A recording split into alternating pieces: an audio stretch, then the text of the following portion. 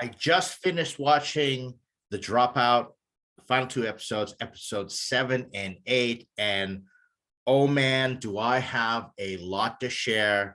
This series pulled off something that I didn't think it could. I thought for sure the last act, the last chapter was just going to peter off as a foregone conclusion.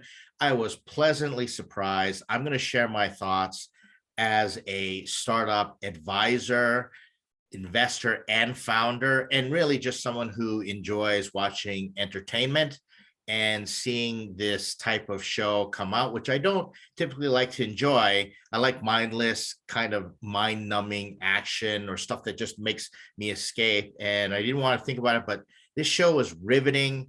It was endearing in so many ways, just well paced, just top notch quality. I cannot recommend it enough. And so I watched episodes 7 and 8, and I'm going to give my overview on the entire series. And I'm going to break it down from an entertainment perspective, just pure entertainment. If you're not working in startups or you're not part of big tech or Silicon Valley or business, no desire to do so, just how entertaining it is and what the value is. I'm going to bring in nuggets of that.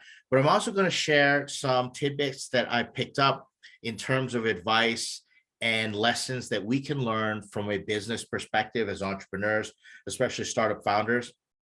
I'm going to touch on something that dawned on me by the last episode that I don't think other people are going to talk about and analyze. And I hope they do, because either this was unintentional or very intentional. But once I saw this pattern, or sort of this, I guess, these setups that happen, and I began looking at it as a whole, I thought, wow, this is very interesting. And I actually had to reflect, and I reflected deeply and thought about a few things in my life, in my own business experience. And I was pleasantly surprised to sort of walk away going, wow, this show stuck with me, other than the other stuff that I usually watch, like the mindless entertainment that I'm used to, where I would just forget about it and say, oh, that was a nice escapist moment. It was a nice escape.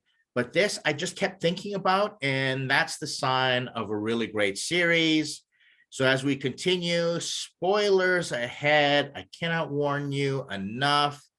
If you haven't watched my other videos, go watch those. And if you haven't watched the series, go finish the series. Spoilers through the whole thing. Spoilers ahead. We're going to talk about all the things that happen and the result and how this story resolves itself. The series ends. Spoilers ahead, because we go into Weird Town by episode 6. If you watched my video before on it, it was just getting so weird and cultish and just heebie-jeebies. It was just creepy. But this entire series was like watching a plane crash in slow motion that you knew was going to crash, and you just want to you couldn't turn away. And like I said, it did something that I didn't think a show like this could pull off, because I thought, okay, by the third act, it's just going to be a foregone conclusion. Just wrap it up. Let me just do this. It's all academic. I'm just going to watch it. I didn't think I would be so entertained. And the reason was because they made these good guys, the journalists, so fun to watch. This is Judith and John, the reporters for the Washington Post.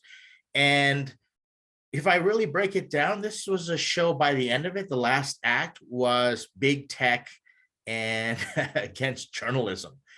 And there's this scene where Judith, like the interplay, the chemistry between these two was just amazing. The working relationship. I wanted to go work in this office. I wanted to go work with Judith. Did some research. The Judith character is loosely based on someone, I think, pretty much to sort of cover for the person in real life.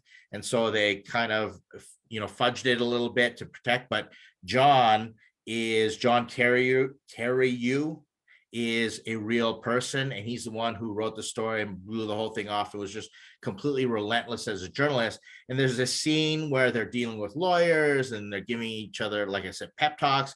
But then Judith goes into this whole thing about, I think, fishing. And it was so delightful to watch. And I won't totally go into it. If you've watched it, you know the scene that I'm talking about. I was laughing so hard. And this actress, whoever she is, Judith, unfortunately, I didn't look her up. Just amazing, just so well done. And that got me through the last 2 episodes, but there was also some other things that helped. So this kept me entertained, and then the rest of it really just drew me in.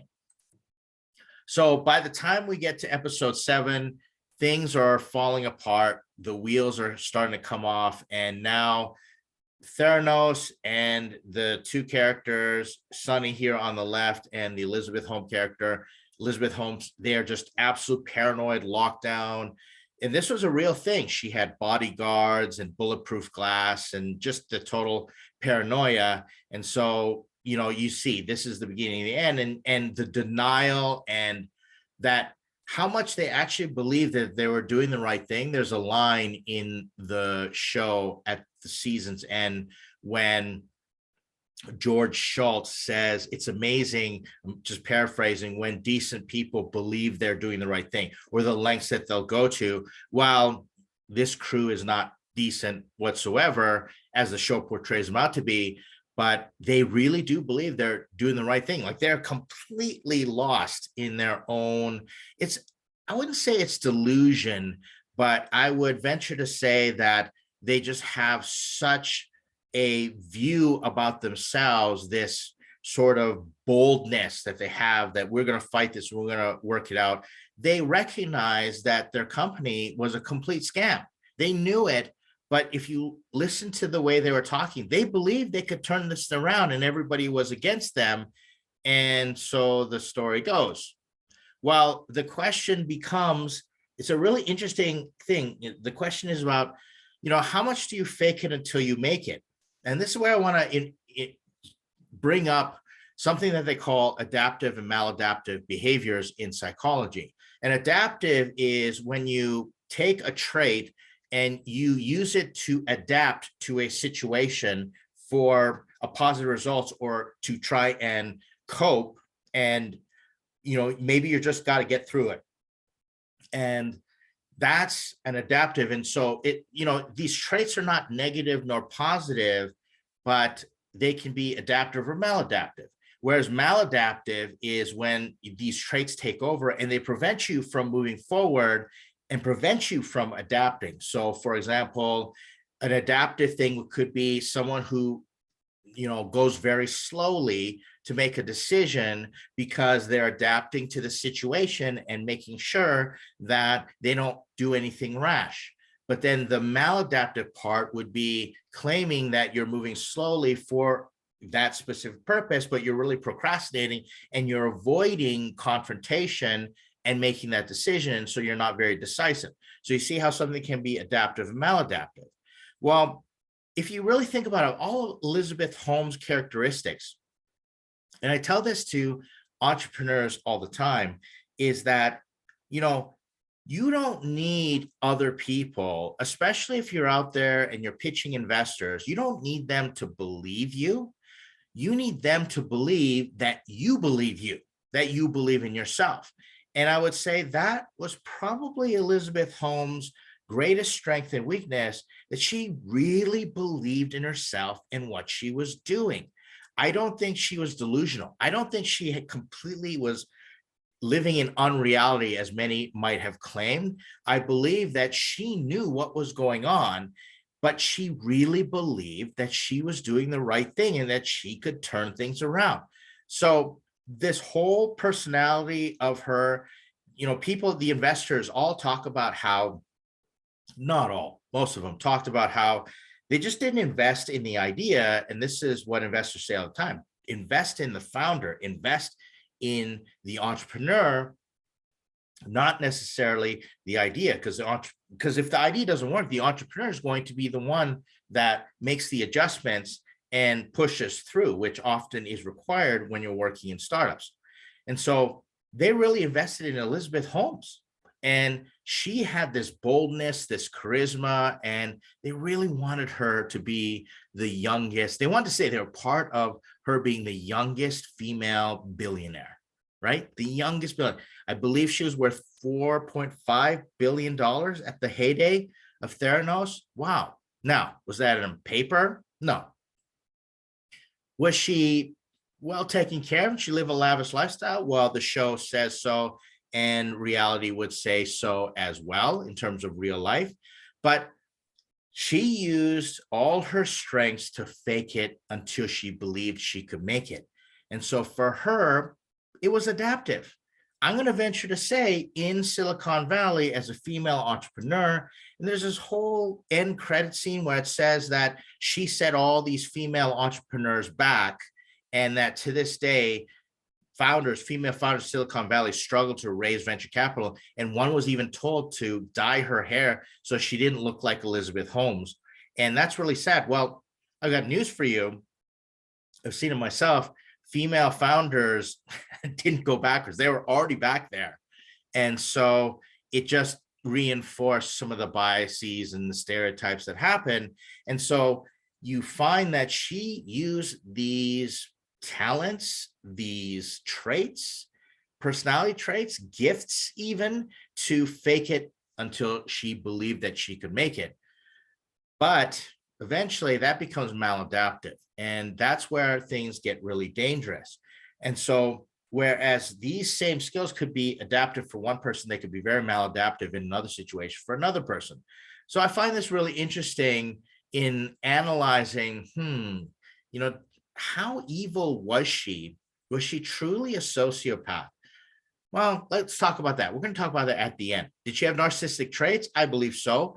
But was she just a full-blown diabolical person, evil genius? No, I don't think so whatsoever.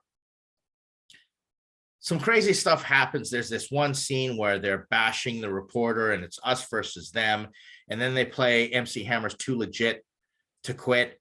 And the whole scene and the way it goes, and they're dancing and all these things. And oh my gosh, like total cult maneuvers. And I just thought to myself, gosh, if I ever get to the place and I ever get such an ego that I play Too Legit, an MC Hammer song, Too Legit to Quit, or any song during a meeting, and I start dancing around, like, just kill me now. It's so not me. And it's just, I know this happened. Like, believe me, I've been in these meetings before where they get us chanting and, just totally into it. And I've seen it work before, but it's just so not me. I don't know. I just thought I'd point this out. It doesn't happen. Yeah, absolutely it does. But oh my goodness, that was a cringy scene to watch. Now, let's go into, so by the end of this, now we have to start looking at the real Elizabeth Holmes, played by Amanda Seyfried. I don't know how to pronounce it. I'm so sorry. I've heard it pronounced so many different things. And then the real Elizabeth Holmes versus the dramatized one, right? And I think that it's very easy to watch a show like this that dramatizes and embellishes things for entertainment purposes and think that the real Elizabeth Holmes is exactly the same. Now, like I said, if half the things, I've said this before in my other videos, if half the things that they put in this were true, oh my goodness, like stranger than fiction, like you just can't make this stuff up. But I think we have to be careful in the way that this character was portrayed as a total sociopath, no empathy, narcissist, just very, very unhinged at times, drinking the Kool-Aid and having other people drink it, like total cult leader, just ready, just take me home, like the comet is going to come when the aliens are going to pick us up. It's not that bad, okay? I'm being very hyperbolic, but that's just the visceral reaction that I had versus the Elizabeth Holmes in real life, where there's no evidence, right? Full evidence that she really is like that. I kind of compare it to watching The Social Network, Mark Zuckerberg, the way that Jesse Eisenberg, I'm getting all these names wrong. I think someone's going to have to fact check me on my own celebrity naming patterns here, or where I get it wrong. But anyways, the character versus the real Mark Zuckerberg, it was good entertainment, but it was a real life? Probably not. And so this is kind of the same thing. So I think we all have to really be careful on how we judge real life people based on their dramatized versions. But here we have the whole court indictment or the court deposition, and where Elizabeth Holmes is going to be indicted eventually on a whole bunch of conspiracy and fraud charges, and she could be spending 20 years in prison. Well, this actually happened. So there were recordings and tapes of this. So they recorded this, and this is where things start to fall apart. And like the aspect of Elizabeth Holmes, and this is scenes where she's talking to her board members. And I found out that this was true, that some board members stuck with her to the very end, and the way that she was talking to them, and she was appealing to their ego. And again, she believed in herself. So she was telling these investors as her board members to believe in her because she believed in herself, and she was playing their ego. I don't know if those conversations really happen, but it's a great example of how someone can convince. Because if you think about Elizabeth Holmes, no medical background, 19 years old, raises $6 million right in her first year, eventually raises $90 million. How does someone do that? Well, it's just like, dominoes. You take one and then all the dominoes start to fall. So the first investor, first press, all those things start to happen. Everybody starts to get on the train. And as FOMO kicks in, the more investors come in, the evaluation goes up. And next thing you know, $9 billion. That's what happens. So then through this, we've got the Tyler Schultz character, and this is the Theranos lawyer, and he's blowing the whistle. So he's the infamous whistleblower through the whole thing, real life person. And I haven't done a lot of research on him, but real life person and very courageous. And you're going to see some themes happen as you start to see these two individuals juxtaposed throughout. And he really has a test of character. He has to decide, and his life is ruined at this moment in time. He's got nothing. He's been smeared by his own family, his own grandfather, spending hundreds of thousands of dollars on a court case. It's tough. And so to do the right thing, that's not always the easiest thing to do. Rarely ever is the easiest thing to do. And then Elizabeth Holmes goes, and she goes on this interview, and then we have her parents, and there's this whole scene with the word devastated, and they're asking Elizabeth Holmes to show some empathy. And the scene is so well done. It is just a revelation because it's just so subtle and so creepy watching it, and the way the camera angles go in, the way she says, "I'm devastated." And then her interaction with her parents, and just heartbreaking across the board. But by this time, you see her start to just decide, I'm going to take off the Elizabeth Holmes mask.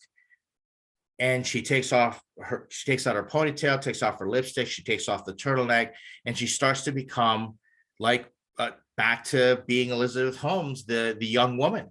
And she ends up getting a boyfriend and all that stuff.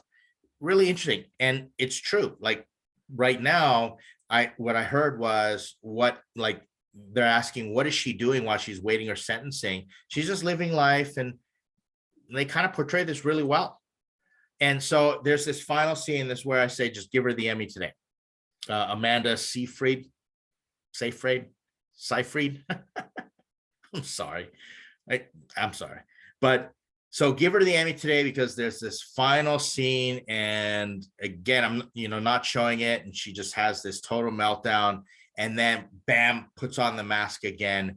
And this is where you're just like, wow, psycho. Like this, like you could actually create a sequel where she goes off and she just becomes a total nutcase and infiltrates some high society and like kills everybody or something like that. Like that's how good it was. Just when I think about it, I look at this picture and I go, this was the entire series wrapped up in a momentary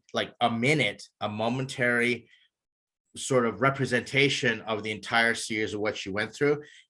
Just put the whole series basically in 1 or 2 minutes, which was crazy. All right, so then I'm going to end with this. I was watching the scene and I was thinking about it, and I was thinking about relationship goals. And one of the prevailing themes throughout this series was all about, girl power, girl boss, and people not believing in Elizabeth Holmes, and you can do anything you want. Don't let them tell you that you can't, etc. And then she connects with Sunny Balwani, this character, well, a real life person, and they get into this torrid romance and affair, keep it secret, they collude together, and then it just completely blows up in their face. And so I thought I'd talk about relationships. And as I looked and I thought about the relationships in this series, here's some interesting things that I saw. So let's talk about Linda Tannard and David Boyce. And these are the two lawyers. Now, this is kind of the lowest level professional relationship. These two were working together. And there's one scene where they're kind of sitting together and they're watching Elizabeth Holmes interview, and they just know it's over. As lawyers, they just know this is the beginning of the end. But they're working together in a professional capacity. And she was the inside counsel, and he was kind of like the attack dog for all the external stuff. And it was a professional working relationship. Were they on the right side of history? Obviously not. And I don't know, they didn't resolve David Boyce's character, but Linda Tannard's character has this really interesting exchange with Elizabeth Holmes where she just, all bets are off. She's like, I can't get a job anywhere. And she confronts Elizabeth Holmes and like, you hurt people. Like, how are you going to live with yourself? I have to live with this every day. You hurt people. And she's just incredulous how calloused the Elizabeth Holmes character can be, according to the dramatized events. And so you look at these types of relationships, her relationship with Elizabeth Holmes, David with Elizabeth Holmes, and how they sort of triangulated with Elizabeth Holmes, but they had this working relationship. So there's one working relationship. Now, next, you've got Phyllis and Richard, Phyllis Gardner, Richard Fuisz. This was the unlikely couple. Now, Richard Fuisz started off having a wife, but she ends up leaving him, and this is the unlikely pair, and they team up to go and start unraveling. They start pulling the yarn, and everything starts to unravel, and they involve the press, etc. And this one scene where Phyllis, who never believed in Elizabeth Holmes in the first place, and had a very important scene where she just said, what do you think is going to happen to other women entrepreneurs when they're seeking investment and what have you, of pretty much what you've done? But she's sitting on the bench. They just do not like each other. And he's just completely out to lunch. He just has no social skills whatsoever. And she's like, I can't believe I have to work with you. But they make it work. And they team up together, and they're an instrumental part in making sure that the truth comes out. Then there's Mama Holmes and Papa Holmes. Okay. I can't remember what the names were. Noel and Steve Holmes, I think. And these two were obviously Elizabeth Holmes' parents. And wow, dysfunctional. So dysfunctional.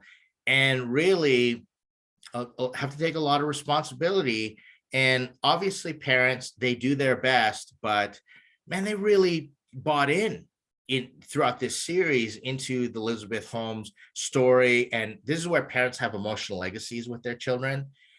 I've got two teenagers, and my emotional legacy that I want to impose on my children comes up all the time to stifle them and to try and control their future. And I want them, it's my one chance to show that I'm a good parent. I have to play the long game, and they have to grow up to be amazing citizens and leaders and make us proud, make the family name proud, etc. Well, this emotional legacy comes out, and you see eventually Elizabeth Holmes, she reaches out to her mom in a real touching thing, looking for understanding, and brings up a scene when she was in college or something like that. And she's just saying, and asking, and as I recall, she was asking her mother, if I choose to forget, was it lying?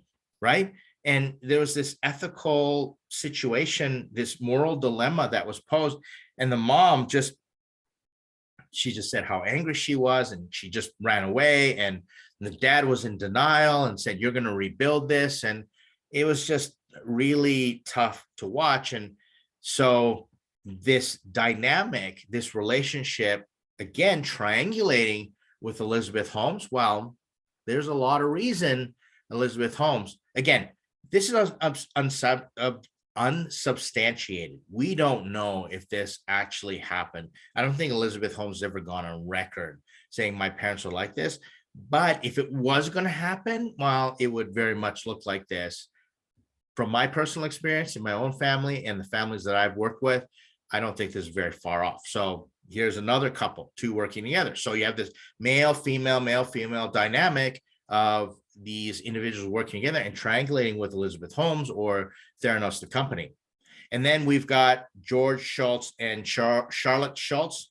And this was an interesting dichotomy between the two because George was in complete denial through the whole thing. And it just took him watching Elizabeth Holmes clips where he just realized how much of how dumb he's been. He calls himself a fool through this. And Charlotte is his wife, who keeps her head super cool, has empathy for Tyler, who's the whistleblower. George goes out and attacks Tyler, the whistleblower, which we'll talk about in a moment. But they stay as a couple together, and she stands by George, Charlotte does, but at the same time, she's moving some pieces, around. And I can just imagine them in their private time where she's just confronting George in private, very respectfully say, I really think you're wrong, about this, etc. But they were unified, but they both looked at each side of the equation. They represented each side of the equation. I thought it was, a lovely relationship, even though the George character, and I can't remember the name of the actor. I just remember watching him on Law and Order. Used to be a big Law and Order fan, and he was one of the prosecutors there, and just did a really great job portraying that, and how George Schultz was a character or a person in real life in the working who had government ties and basically fully bought into the Theranos story. And so this relationship together, I thought was really interesting, looking at it. But then you have Tyler Schultz and Erica Chung, and they weren't romantically linked, but they really support each other. They became very good friends. They support each other. And this is kind of like the next generation. So you saw this interplay between the older generation and the next generation. And Tyler and Erica did an amazing job. Well, they portrayed this story, an amazing job of supporting each other through this whole whistleblower saga where they're in danger, they're paranoid and different things like that. And they're just supporting each other. Tyler steps up and says, you know what, I'm going to sign my name to this, and and that allowed Erica a certain amount of anonymity. But then in the end, Erica ends up stepping up and she puts her name on a complaint, which blows the whole operation, blows the whistle with another government organization, comes in, does a laboratory inspection and shuts Theranos down. And so these two really support each other, and very courageous working personal and professional relationship.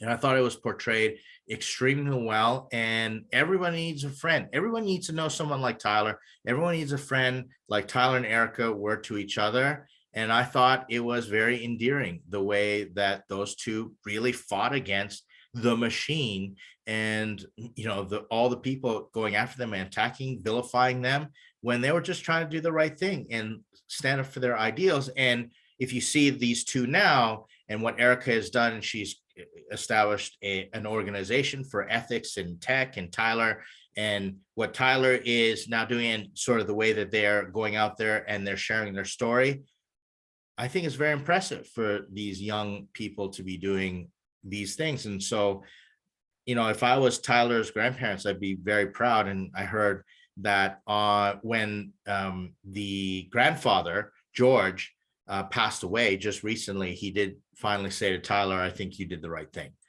And then these two, Judith and John Kerry Rue, again, relationship goals, professional working relationship goals. These two, the way they work together, the way that Judith support John, the way that John went out and just acknowledged Judith, and the way, like, it was gold. It was gold. It made me say, I want to go work in that office. I would love to go work for Judith, type thing. And that's just a great sign of leadership and management.